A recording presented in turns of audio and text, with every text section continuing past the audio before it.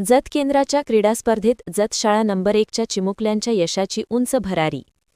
पंचायत समिती जत आयोजित केंद्रस्तरीय क्रीडा स्पर्धेत जिल्हा परिषद मराठी मुलांची शाळा जत नंबर 1च्या खेळाडूंनी आपल्या अचाट कौशल्याने आणि जिद्दीने मैदानावर निर्विवाद वर्चस्व गाजवले।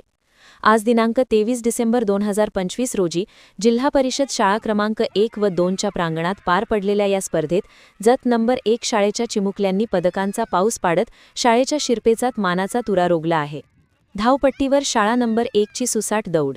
इयत्ता पहिली ते चौथीच्या लहान गटात मुलांनी आपल्या वेगाने सर्वांना मंत्रमुग्ध केले। सार्थक राठोड यांनी गोळाफेक आणि 100 मीटर धावणे अशा दोन्ही प्रकारांत प्रथम क्रमांक पटकावून स्पर्धेचा हिरो ठरला।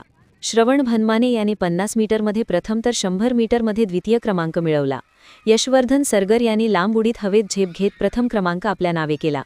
मुलींच्या गटात आराध्या साळे हिने 100 मीटर धावण्यात द्वितीय क्रमांक मिळवून आपल्या चपळाईची चुणूच दाखवली। मोठ्या गटातही जलगतीने प्रगती। इयत्ता 5वी ते 8वीच्या गटातही शाळेचे वर्चस्व कायम राहिले। आरुष राठोड याने लांब उडीत द्वितीय तर ओम कुंभारे याने 100 मीटर धावण्यात तृतीय क्रमांक पटकावला। सांघिक खेळाचे उत्तम प्रदर्शन करत मुले आणि मुली अशा दोन्ही गटांनी रिले स्पर्धेत द्वितीय क्रमांक मिळवून जत शाळा नंबर 1ची ताकद दाखवून दिली।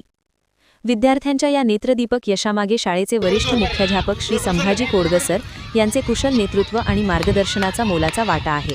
तसेच शाळेतील क्रीडा शिक्षक आणि सर्व शिक्षक वृंद, Havale madam, Sujata Kulkarni madam, Sangeeta Kamble madam, Sawant madam, Munje sir, Kittad sir, Phonde sir, Mortade sir, Kumbhar madam, Smita Kulkarni madam, Sridevi Kamble madam, Bhosale madam आणि कोरे मॅडम यांनी घेतलेल्या परिश्रमांचे हे फळ आहे।